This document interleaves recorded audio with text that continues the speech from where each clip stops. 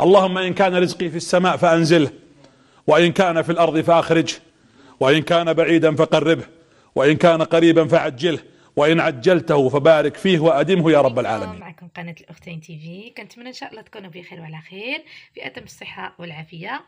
قبل ما نبداو إن شاء الله غادي نبداو بالصلاة على نبينا. اللهم صل وسلم وبارك على سيدنا محمد وعلى آله وصحبه أجمعين.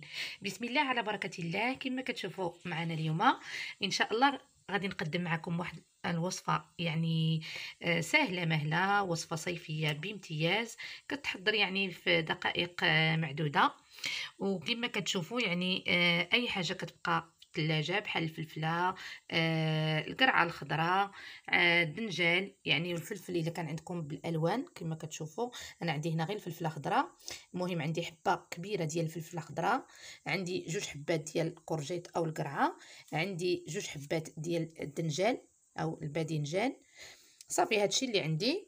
وكما كتشوفوا غادي المهم يكون عندكم هاد الورق ديال الزبده الخاص بالطبخ. الا ما كانش عندكم دهنوا الصينيه بزيت الزيتون. صافي وكما تشوفوا غادي نحط عليها شويه ديال الملحه، يعني الملحه على حساب الذوق، ونخلط مزيان هاد الشيء. نخلط يعني باش تدخل فيها هاد الملحه. المهم نخلط مزيان كل شيء. كما كتشوفوا غادي نخلط وندير زيت الزيتون. ندير زيت الزيتون هكا احسن من القلي. صافي ندهن بزيت الزيتون، نخلط عاوتاني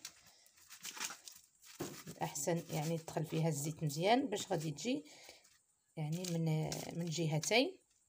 صافي بحال هكا وندخلها للفران نار يعني متوسطه باش ما يتحرقش ويتخطف لكم. صافي بحال هكا. اللي كيبغي الحار او لا يعني يدير الحار ولا البابريكا. انا ما غنديرهاش دابا، حتى ان شاء الله غادي نوريكم الشرموله اللي غندير ليها. صافي هادشي مكان حتى ان شاء الله نخرجوا من الفران ونتلاقى معكم باش نوجدوا الشرموله. واللي كيبغي الحار يدير معها الفلفله حاره او لا يدير الهريسه او اللي بغى. المهم انا غادي نكتفي غير بالملحه وزيت الزيتون فقط.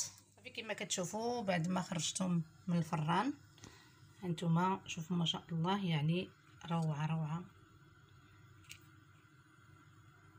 كيجي محمر كلهم يعني القرعه والفلفله كل شيء هانتوما. المهم بلا ما تحيدوا ليها، اللي ما كيبغيش القشره يحيدها، ولكن يعني لا داعي حتى القشره ديالها يعني راه مغسول مزيان. الا بغيتو تحيدوا ليه القشره حيدوه، انا غادي نخليه بالقشره.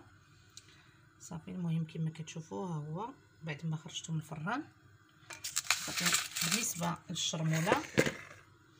للشرموله انا حطيت هنايا المهم نص حامضه ومعلقه ديال القزبور كان عندي. المهم ديما راه كنديرو في الثلاجه مرقد مع زيت الزيتون، شويه ديال الابزار، شويه ديال الكمون والثومه غبره. صافي غادي نخلط هذا الشيء مزيان.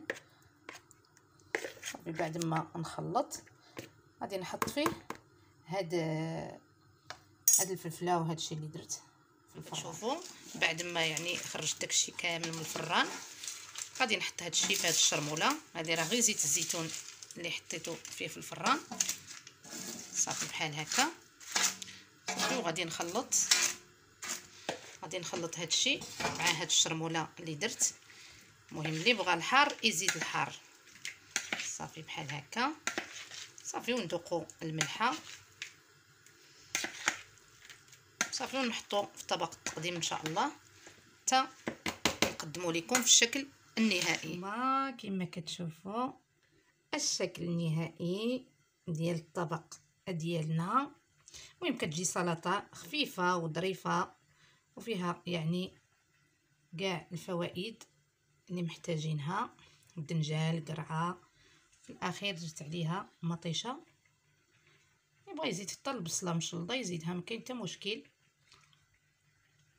هانتوما المهم الشكل ديالها كيجي رائع والمذاق ولا اروع. المهم كتقدم مع الحامض. انا ما عنديش الحامض، إلى فيديو آخر، والسلام عليكم ورحمة الله تعالى وبركاته.